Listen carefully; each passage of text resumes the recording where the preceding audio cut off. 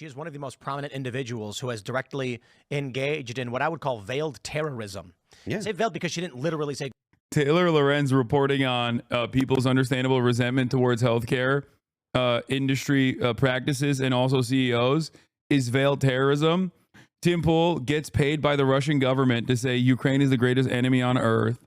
Tim Pool has openly fantasized about killing his political opposition over and over again, and has had people on his own broadcast so aggressively talked about killing political opposition. Tim Pool himself talked famously about killing people for treason.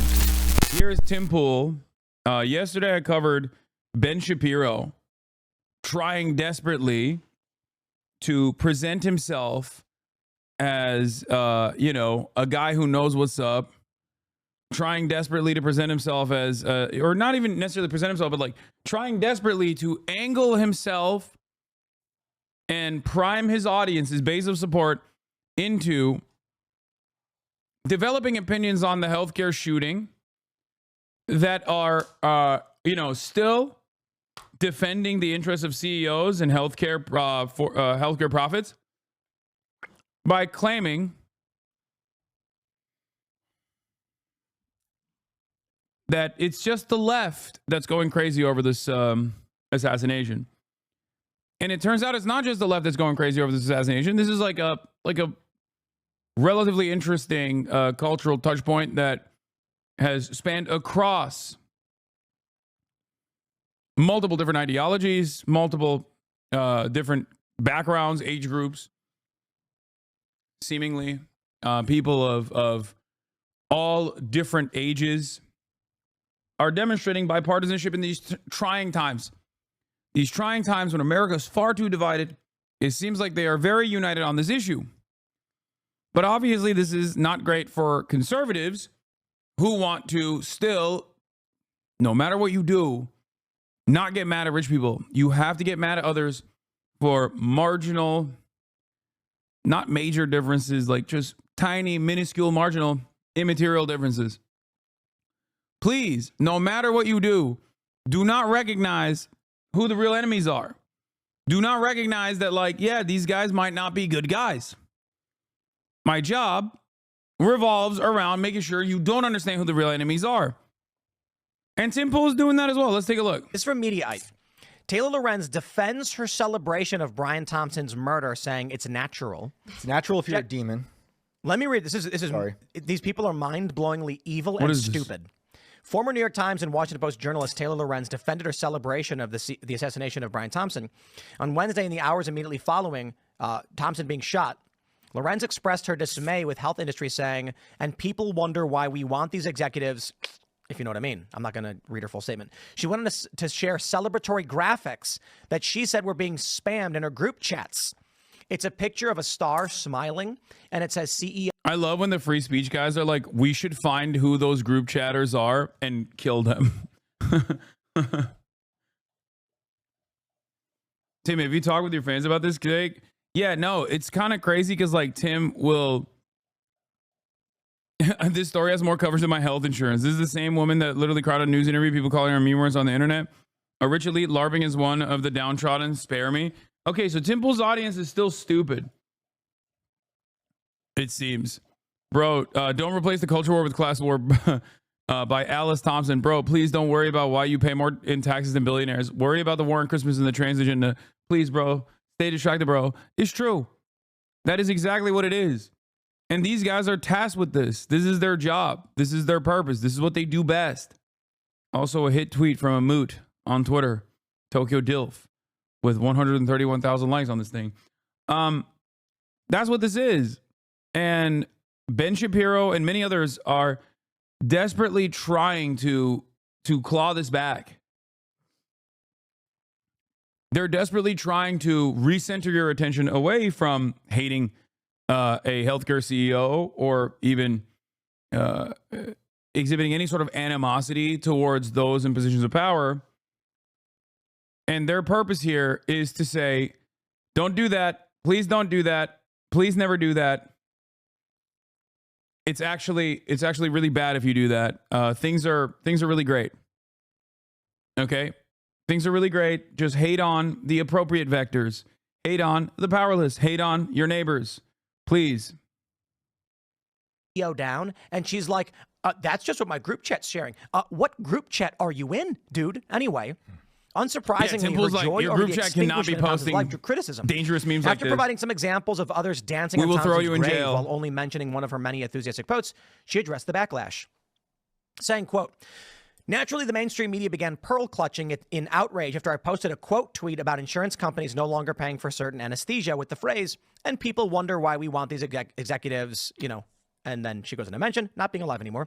Legacy media outlets, including Fox News, pounced and wrote a slew of articles about my calls for violence. Let me be super clear. My post uses a collective we and is saying explaining the public sentiment. It is not me personally saying I want these executives dead. And I'm not going to read her quote.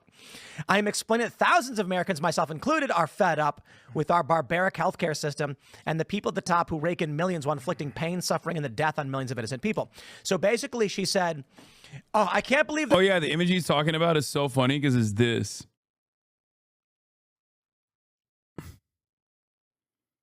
Did you guys see the Daily Mail coverage on this? It was really funny where they like slow zoom onto the balloon. Please tell me you saw that Daily Mail coverage. Someone has that TikTok, right? It lives in my mind. It's so fucking funny with the sad music. Please, we have to show it. You are not ready for the...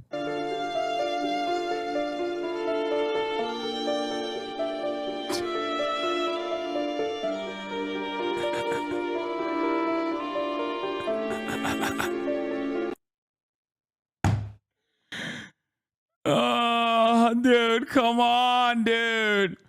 It's got 1 million likes. With the sad music. Okay, let's look at the comments. Maybe his family can file a claim with their insurance. 182,000 likes. I like how every news station that reports about it is trying to paint it as sad and no one's playing along. 172,000 likes. People are fed up with the cost of something we are required to have. 46,000 likes. I didn't realize this was Daily News trying to make this sad. The music made this so much funnier. Damn, gone too late. He's looking up at us. Bro, this ain't satire. They tried to truly make this like a sad affair. And it ended up being fucking hilarious, especially the slow zoom after it. We're going to run it again. We got to run it again.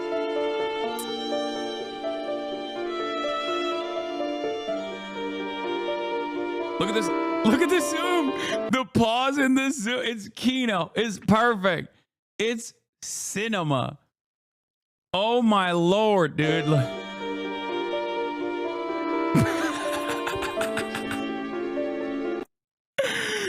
This dangerous message was left on the site of the shooting. Anyway, let's get back to Tim, who openly has talked about defending Daniel Penny, who killed a homeless man on a subway station. He choked him to death. Openly has shit on George Floyd, who was assassinated in broad daylight by Derek Chauvin, as multiple other officers looked on as he got choked and killed. Tim Pool has celebrated that Santa Claus looking motherfucker in Latin America that shot the climate change protesters for blocking traffic. So remember, these guys, it's not like they hate political violence. They love political violence. These are the very same people that defend Kyle Rittenhouse. They love political violence as long as it is directed at appropriate targets. Powerless people, helpless people, their ideological opponents. Okay? That's it. When it's someone with, and we've talked about social murder before, but when it's someone who's got a lot of confirmed kills under his belt and they're profiting from it, and they are seen as like a legal citizen because that kind of murder is processed and systematized. so it's normal and good, and it's done at the behest of the profit motive. When someone like that dies, they're like, whoa, whoa, whoa. You can't do that. They're mad at me. I wasn't saying I wanted it to happen. I'm saying I, as well as other people, want it to happen. He was speaking for all of us. Yeah, it's not for me. Thanks, Taylor. Definitely not for me. Before we move on, there's one thing that I want to point out though. I like that there's a skateboard back there, or a snowboard. It says step on Sneck and find out. Like right as these like big brolic alpha dog podcast hosts are talking about how dangerous and how scary it is that Taylor Lorenz is reporting on people celebrating the death of the CEO.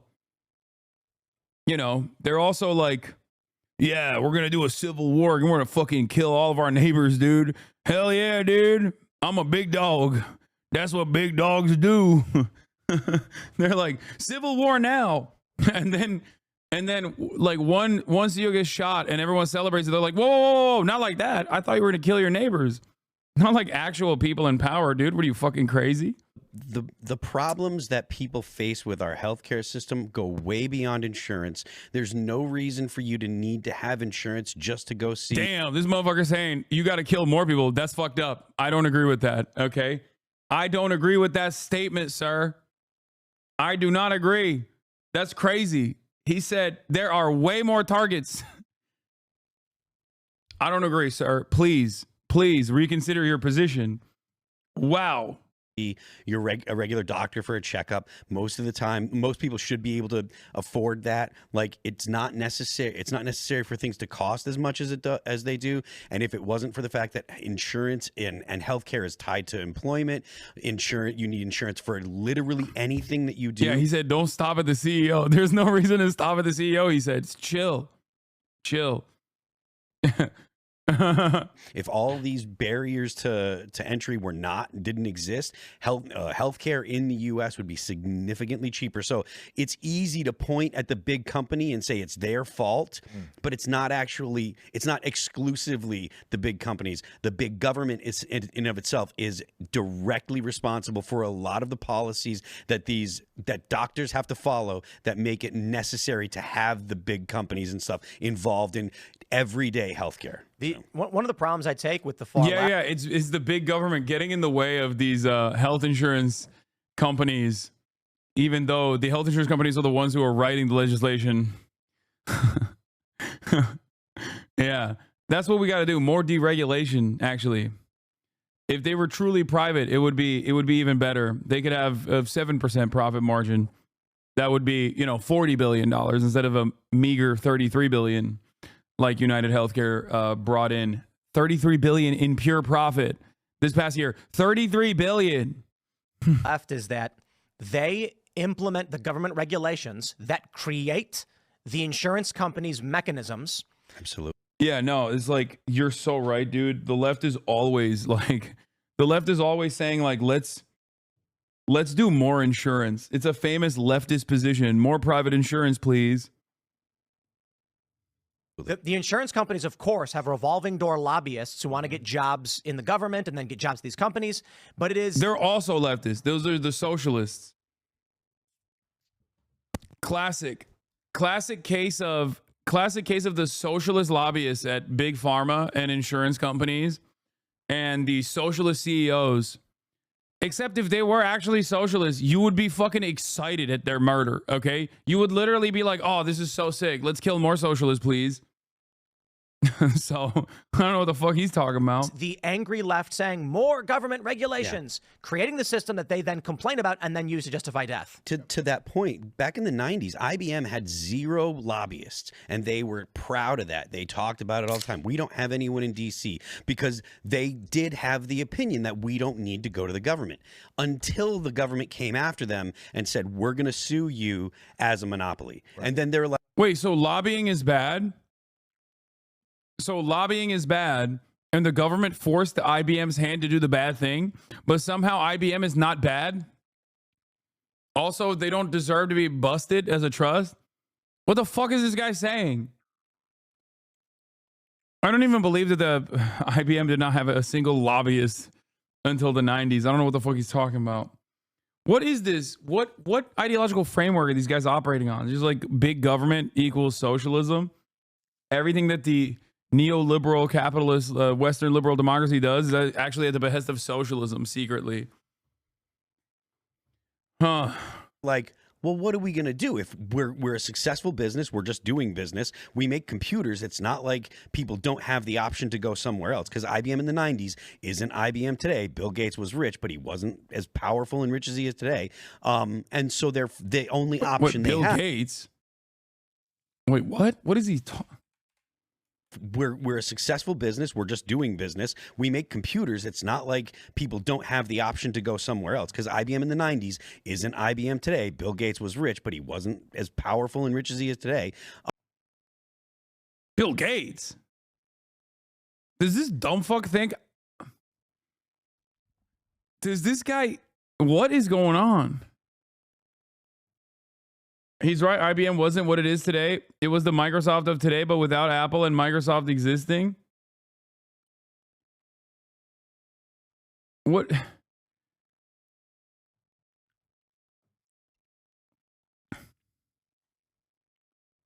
I don't understand. Bill Gates did help with IBM, but he didn't found it. Gates licensed software to IBM. Yeah, but Bill Gates is Microsoft. And so the only option they had was to get lobbyists, to hire lobbyists, so that way the government wouldn't come after them. So I was looking at old videos from a few years ago about United Health and their issues, and people were referring to them as like an alternate government because of how big they become. I think that's really interesting. They have more money than JP Morgan. Like it's a huge thing. That's true, but at the same time, I heard today that their margin is something like 2%. So granted, the dude made, which is why it's 6, and that number, that 6% number, first of all, it shouldn't exist. Okay, it shouldn't exist, and also their profit margin is 6%. That happens to be $33 billion. Okay, that's $33 billion.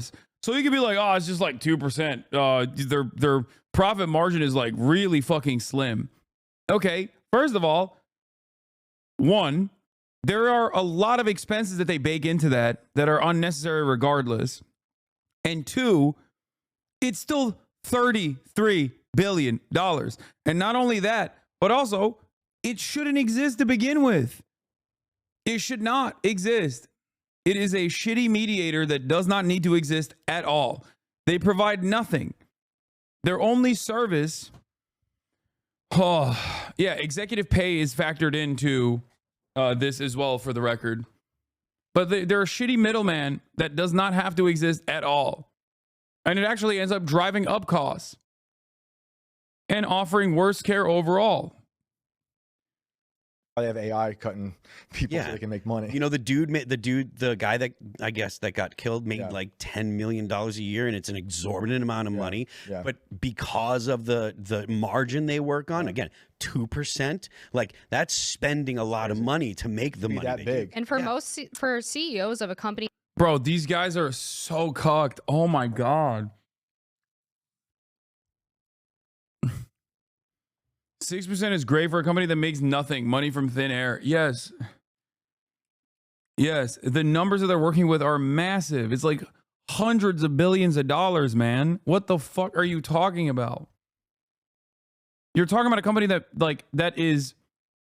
that's overall generating like $500 billion fucking dollars. Okay. What do you mean? 6% profit after executive compensation and numerous other things that they endlessly spend money on is so it's just so much money. They're trying to Trojan horse the info. Their audience is clearly hostile now, and they're trying to shift the narrative. I know that's what they've been trying to do for the past couple of days, and I think it's been unsuccessful. Yeah, it's the fourth largest company revenue in the United States of America, the wealthiest nation on earth. That big with that much of yeah, by the way, ironic because that's profit after executive compensation, mergers and acquisitions, mass layoffs as well, in order to keep up in order to remain profitable, I guess. But then besides that, there's also a shit ton of money baked into that for example, for not only lawsuits, but also corporate lobbyists, which this guy seemingly doesn't like. But I guess the government forced their hand to be corporate lobbyists. Stock buybacks, that too. And even then, 6% profit margin. It's crazy. Revenue, that's actually not, $10 million is not that exorbitant, actually. Yeah. I mean, if you compare it to other companies of similar size. I mean, you're never going to tell a leftist that's Yeah, okay, dog. $10 million is not exorbitant in comparison to other healthcare CEOs. Yes, because this guy is only one part of the United Healthcare Group. Okay, yes, there are larger players here. But the notion that it's not that much is so crazy, dude. Holy shit.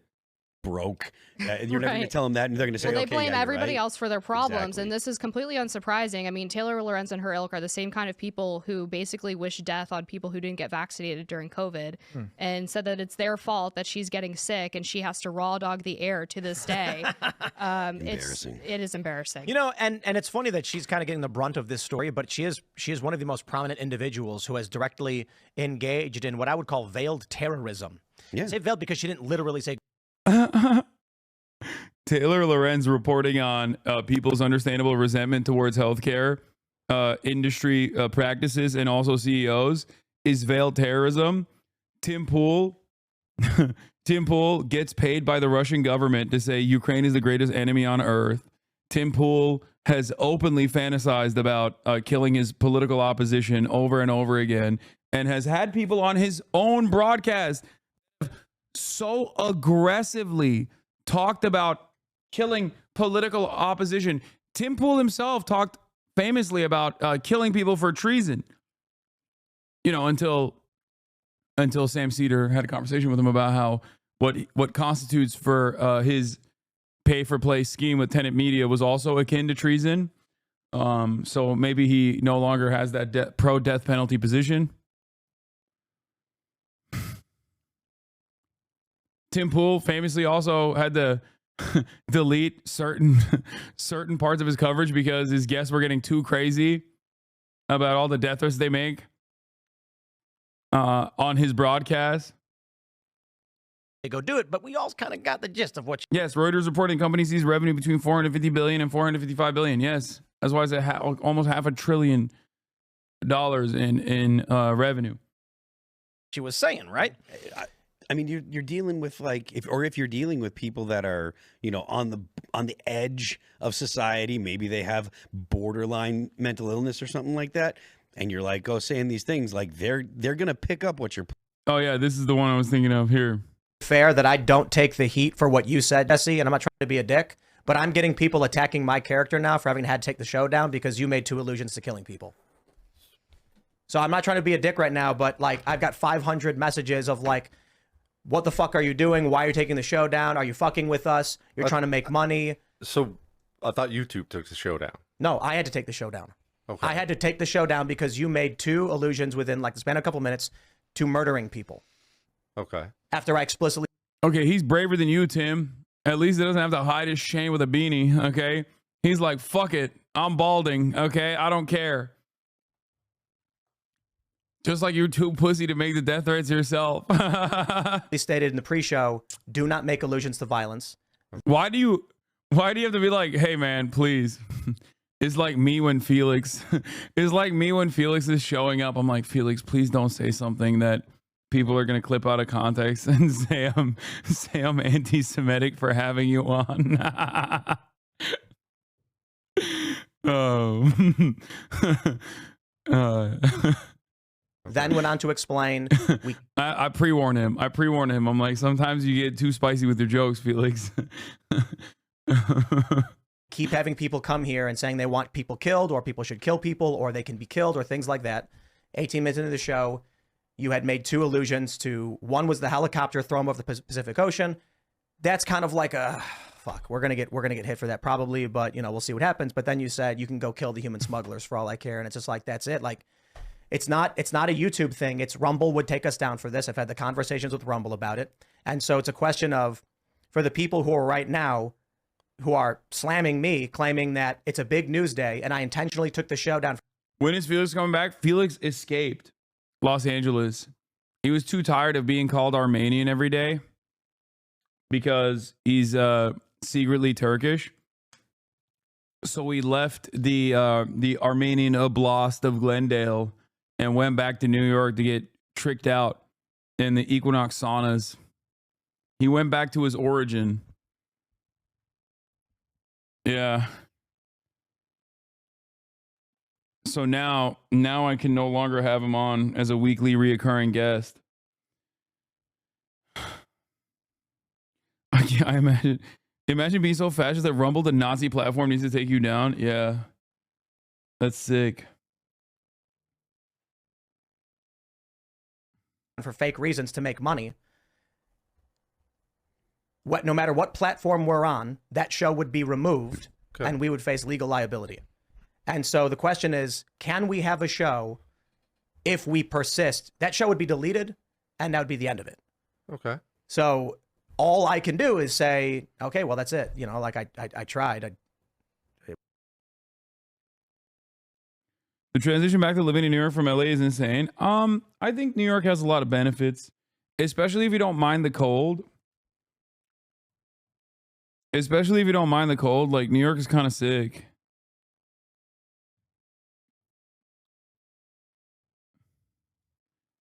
Putting down. And that's who their base is. Their base, if you look at studies of white liberals, it's something like 2/3 of them have been diagnosed with a mental illness compared.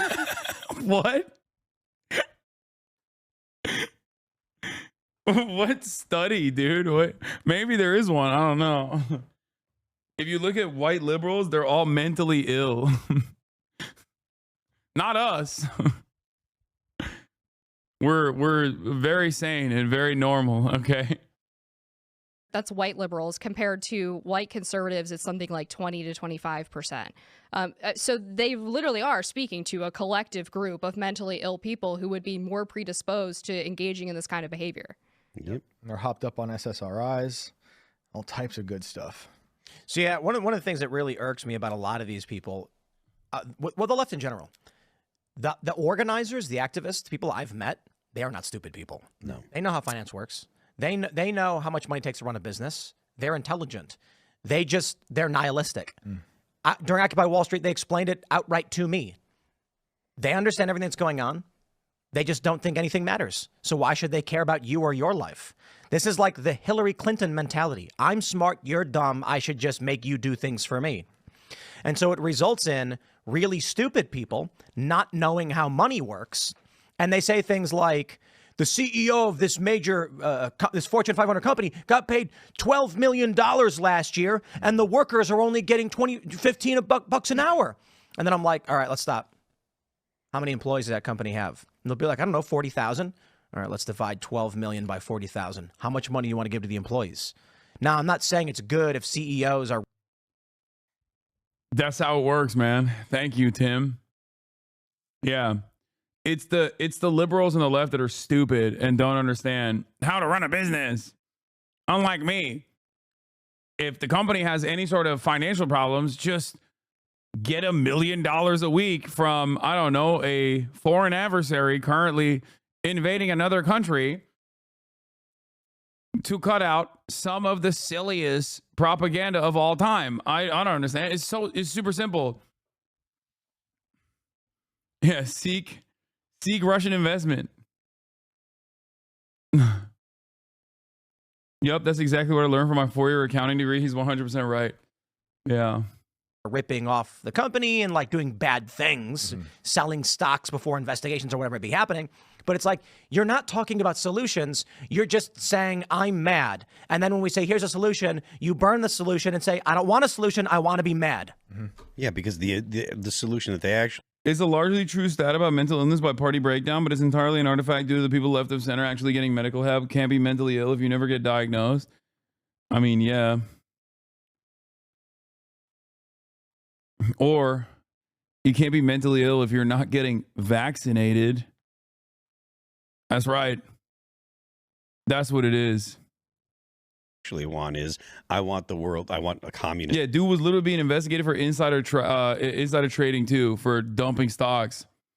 But, you know, fuck it. Utopia. Well, but think about what that is, right?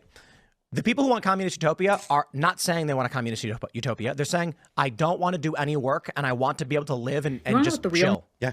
That's really what they're saying. So I had a meeting today with Ian and a couple of video producers, and we're talking about like, how do we... Dude, why? What? God, I love hearing right-wingers talk about what like they assume leftists want. Yeah. Yeah, as opposed to...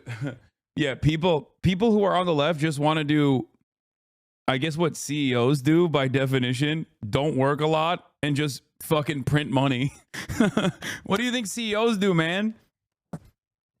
You think he's in the lab cooking up new ways of doing healthcare? No. He's going to the lab to be like, here, let's use some AI.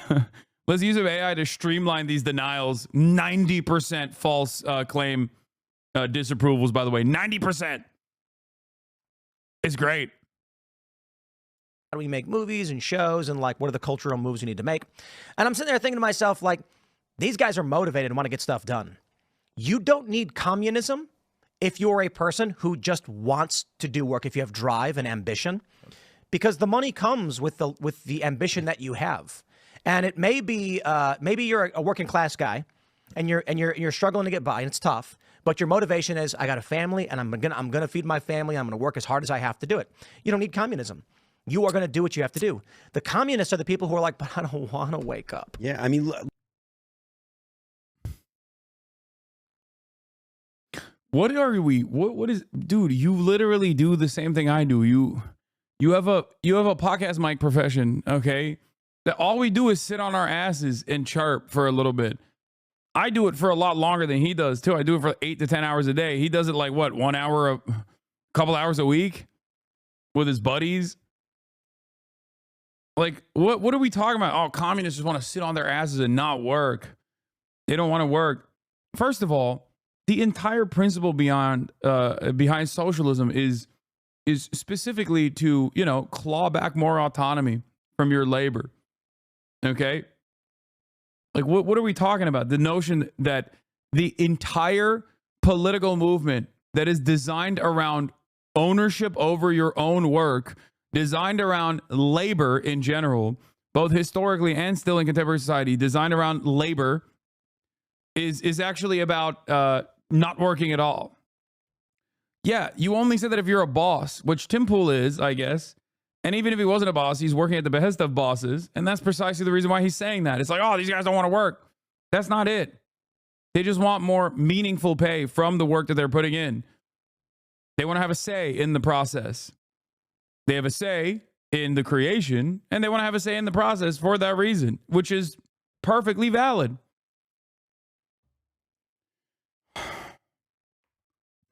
Oh my God. Red Scare propaganda is so effective in this country. It's so goddamn effective that you have a century worth of material, art, propaganda, agitated propaganda that exclusively centers itself around work. You have so much academic research and literature dedicated specifically to improving the relations that workers have with the means of production. And all of that is nothing in the mind of dumbass Americans who are just like, yeah, socialism was when you don't want to work no more. That's it. That's it. Communism is when the government makes you work hard, and that's bad. But also simultaneously, communists don't want to work at all, but then the government comes in and makes you work by force, as opposed to capitalism where that doesn't happen. Yeah, the symbol is literally tools, but it doesn't matter. Like, not for nothing, but like I was doing exactly what I do here on Twitter for like 12 years, 13 years before I came and joined. What do you do, my man? What do these, the elevated self-importance of these fucking idiots is also always fascinating to watch. Bro, you don't do shit. I mean, at least I recognize I don't do shit, right? These guys, on the other hand, they literally are just like, this is what I've been doing for 12 years. I've been posting on Twitter for 12 years. It's like, oh, sick, man. such useful labor. Join the crew here, doing exactly the same thing. And even if I wasn't here, you know, every night of the week, I would still be doing this on Twitter because that's what I did before. You know, it's just this is recreation to me. And their idea of getting paid not to work would actually make their mental health issues worse. I mean, I think there's inherent value in work and toil and in being productive. And the idea that you would sit around all day doing literally nothing, like the idea that that would give more purpose to your life or make you better off is so backwards. That's why isolation was so destructive during lockdowns. Exactly. Oh, yeah. But this is the crazy thing, that for whatever reason, the liberal worldview is work equals bad. Right. And I'm like, work is life. He's like, work sets you free. Everybody knows that. Even in the traditional German. Work equals life. It's the best. Which is why this thing that comprises most of your adult life should be awful, grueling. You shouldn't see any of the benefits of the work that you put in. The CEO, on the other hand, he should receive all the benefits. And more importantly than the CEO, you know who should receive all the benefits? People that simply had more money than you did at a time so they could have ownership over your work. The shareholders. You know. That's who gets to see your profits, your surplus labor value extracted from you. People who have never touched the factory floor or the assembly line. People who you will never meet. This is a wonderful and fantastic structure. I like it a lot. It's really beneficial. And it's weird that we develop this culture where they're like, whoa, man, your work is your life. What's wrong with you, dude? And I'm like, a guy 300 years ago who grew up with his dad, who was a blacksmith, was not upset that someone came to him and said, I need a new sword. And he was like, I know how to make them. Check it out. And then makes it. And they're like, this is the finest sword I've ever seen. It's like, thank you, sir. It made you feel good, made you feel a part of society. You were useful. And for some reason, over the past several decades, we've developed this like drugged out hippie mentality of like, life should be just like laying around. Who are they talking about? Also, he is describing alienation. 300 years ago, when someone was a tool maker, they directly touched the tool. And the tool maker had ownership over its own tools to make other tools.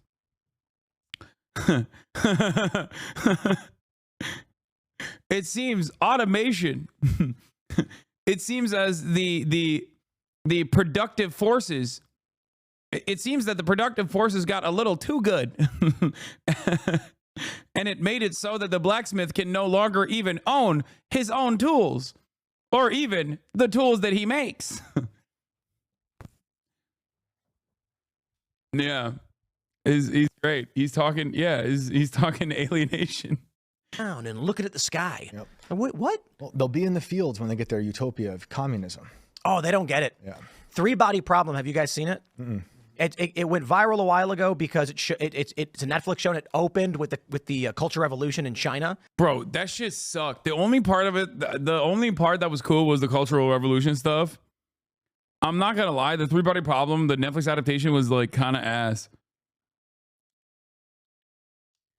Everyone says the book is really good. I never read it. You know, I don't read anti-Maoist. I don't read anti-Maoist drivel, but I didn't really like the Netflix show that much.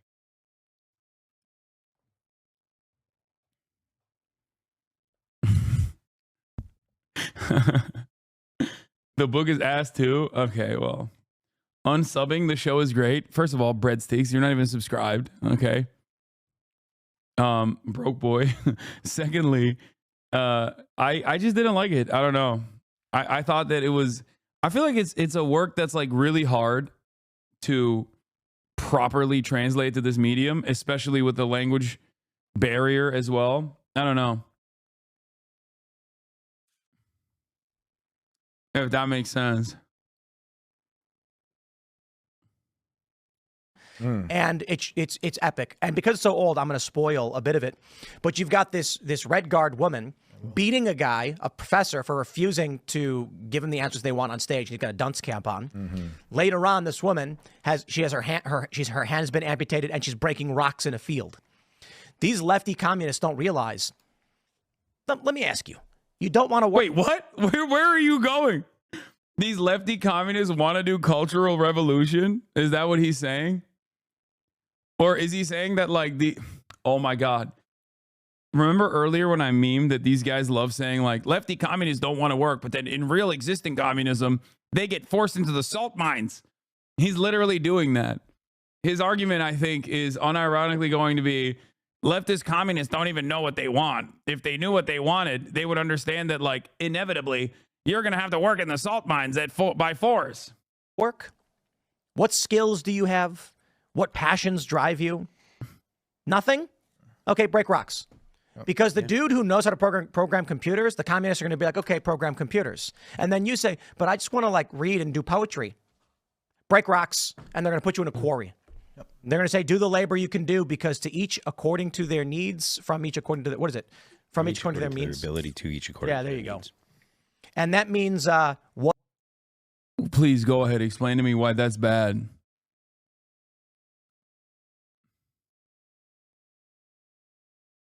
Was like, I want to know what he means. What are you why good this at? is And a what bad can you thing. do? Okay, well, we'll give you a little bit of food, and the only thing you're capable of doing for the system is going to be menial labor. Yep. Congratulations, you've got everything you've ever wanted. It's interesting that they don't teach the Cultural Revolution in a lot of colleges or schools. Like you grow up, a lot of people don't just know about what happened with Mao. They don't know what happened with Stalin. Wait, first of all, they don't teach a lot of shit in American schools. I don't know if they don't teach Cultural Revolution, which is weird because they do in China. Like, I think the official Chinese position is that, yes, there were a lot of mistakes. Like, so I don't know who he's talking about. And I assume they teach it in American education too. But yeah, he's like, why would Tim Pool know what they teach in American schools? He dropped out of like 6th grade. Oh, I don't think Tim knows. Tim, see yourself out of this conversation, bud. Yeah, he did. He dropped out of 5th grade, right? Oh, for sure it's intentional because they want to implement it. And if you know the consequences, you might be afraid to go down that utopian route, you know? Yeah. Thanks for checking out this clip. Nice, man. Thank you. That was sick.